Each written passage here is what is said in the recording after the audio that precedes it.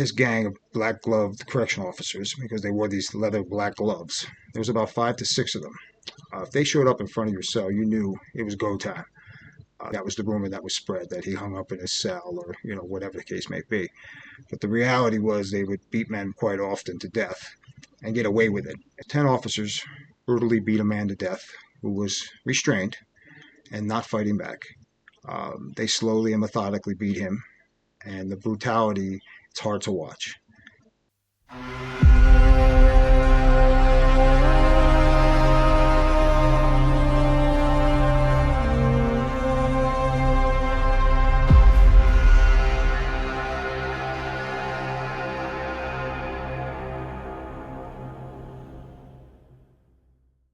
Greetings and salutations. I'm Victor Sordi, and thanks for watching my channel, 28 to Persevere. Hit me up with a comment, good, bad, or indifferent. It's all very much appreciated. Press that like button and subscribe if you haven't already. It doesn't cost a dime. On today's video, we're going to explore the theme of brutality, a form of brutality that isn't necessarily always physical. It's also mental, emotional, and spiritual. Today I'm going to show you a video that within its content is the very definition of brutality. It was and is horrific in every sense of the word.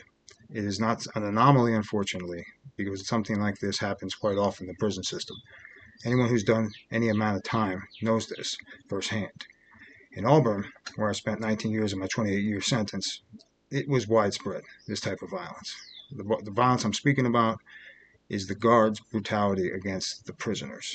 I'm going to show you this video in depth without any sound, but I want you all to see it for yourselves, and please drop me a comment or we'll look up the case.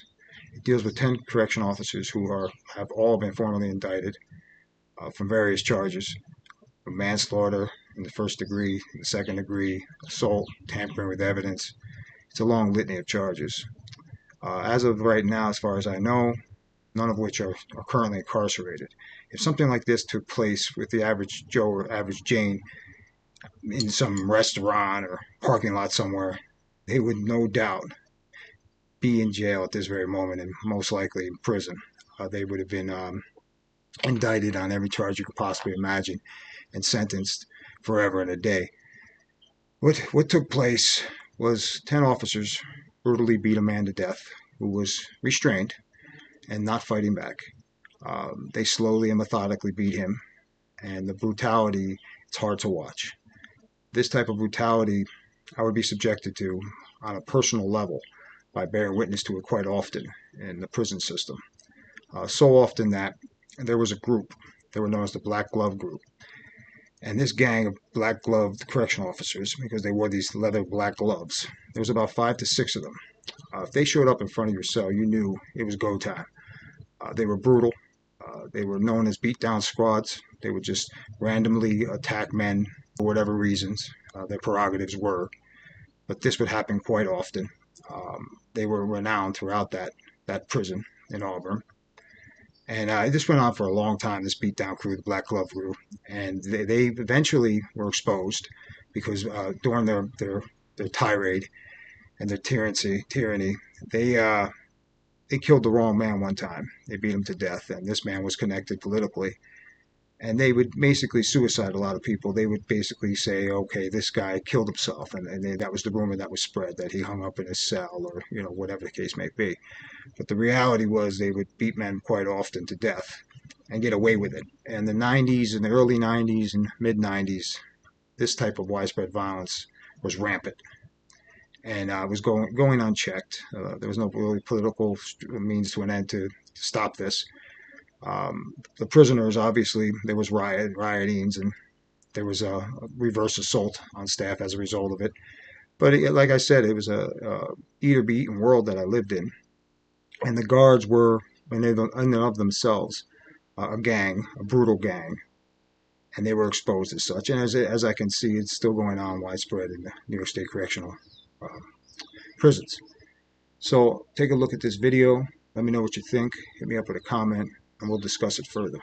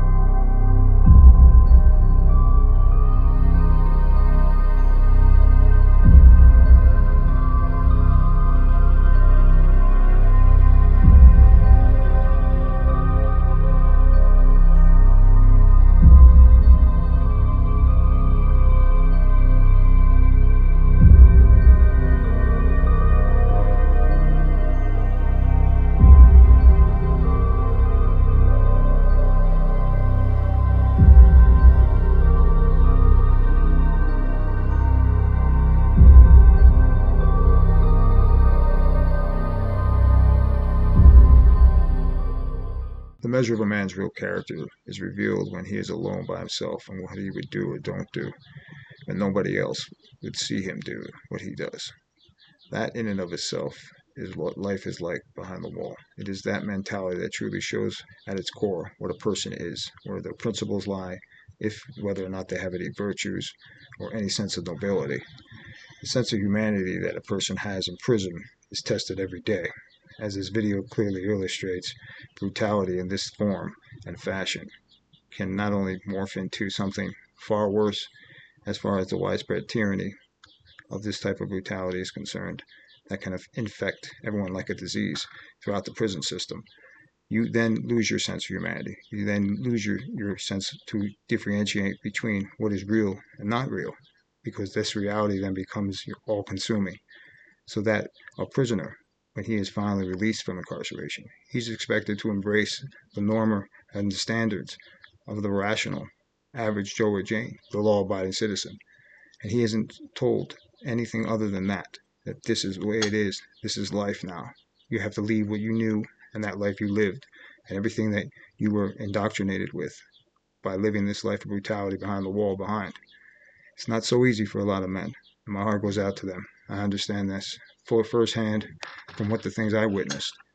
And unfortunately for a lot of men, it's hard for them to let go of that way of thinking because it's ingrained into your DNA literally. It becomes not only your MO, but as a survival mechanism, your sense of hypervigilance. It becomes your way of life. But prison life in Auburn, in and of itself, is a lesson on the finer points of survival. You have to really learn, and you have to live every form of fashion.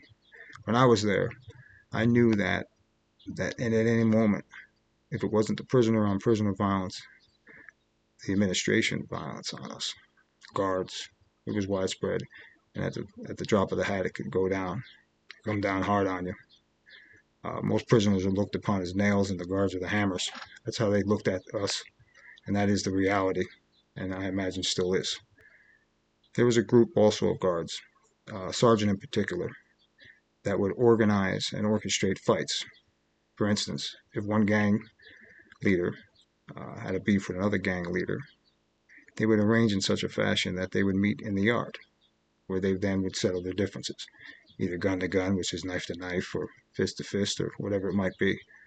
But they knew this would happen, and they would organize in such fashion that this would happen in the yards. There was also these fights that were regulated. Prisoners, if you had a beef with another prisoner, they would contact this particular sergeant, and he would then orchestrate and organize fights in the gym area, in the corner of the gym area, where you were isolated. You were told to bring a witness, and you would then be brought to this area, and the two prisoners would engage in an altercation, fisticuff, no weapons, no kicking, biting.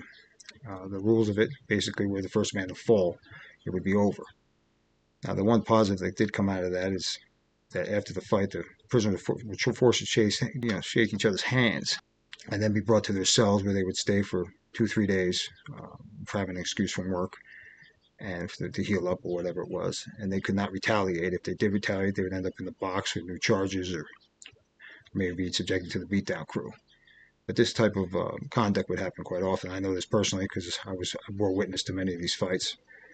I was told to be brought up with this other prisoner, and I just watched it unfold because the prisoner that would ask me to be their witness knew that they could trust me and my loyalty, and I would make sure nobody did anything fugazi. I had their back, and they knew that. The reality was this type of living was constant, and this went on for years and years until it was exposed. But that is what life is like. I mean, that is the ins and outs of that type of lifestyle.